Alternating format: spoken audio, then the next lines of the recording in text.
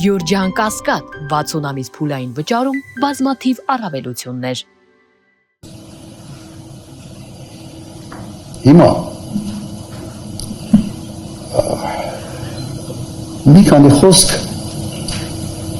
տրանզիտային հնարավորությունների մասին, որովհետև այդ փաստաթղթերը ոնց որ փորձում է ներկայացվել նաև Խաղաղության խաչմերուկ այդ թեզի շրջանակներում, չէ՞, դրա իբրև շարունակություն կամ գործնական քայլ։ Նայեք, յուրաքանչյուր երկրի տրանզիտային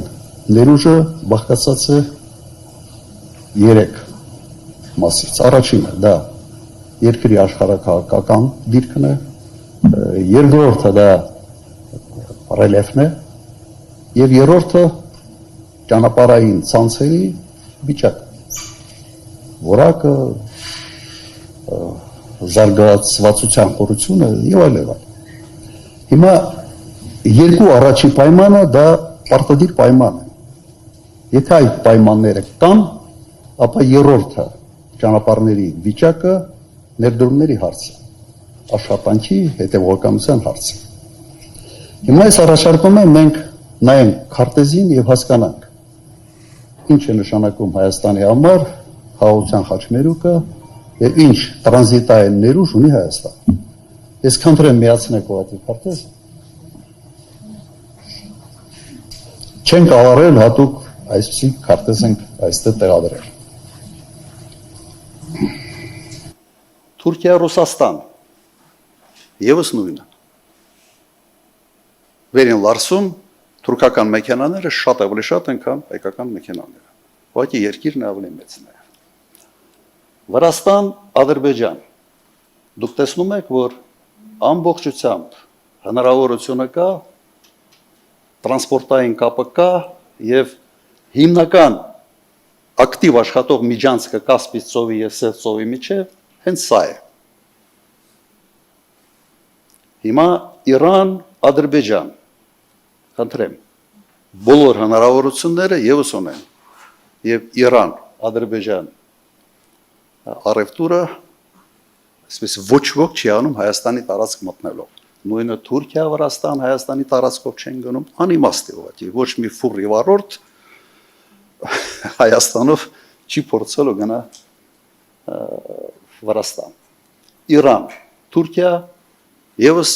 նույն վիճակն է։ Եվ ըստ էության Հայաստանը իր աշխարհաքաղաքական դիրքով այս երկրների համար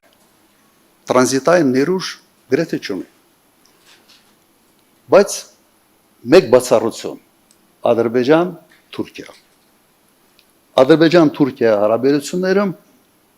ենթադրվող միջանցքը իսկապես էական նշանակություն ունի։ Եվ այդ նշանակությունը ունի մի քանի բաղադրիչ։ Որպես թուրքական պրոյեկտ, ասենց Տուրանի պրոյեկտ, եւ ինքը իսկապես կարող է ունենալ եւ ունի տրանզիտային ներուժ։ Եվ եւս մեկ հանգամանք յուրաքանչյուր տրանսպորտային միջանցք դա նաեւ աշխարհաքաղաքական ներուժ է այդ երկրի համար, աշխարհաքաղաքական գործոն։ Եվ ինչ ենք մենք տեսնում։ Հայաստանի տարածքի միայն այն մասը, որը ունի տրանզիտային ներուժ, տրվում է Միացյալ Նահանգների երկարատև պայմանագրով կառավարման։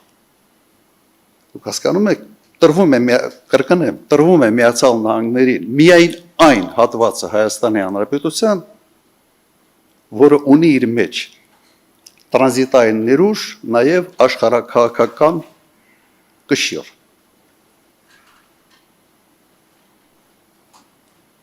Հասկանալի է այս հատվածը։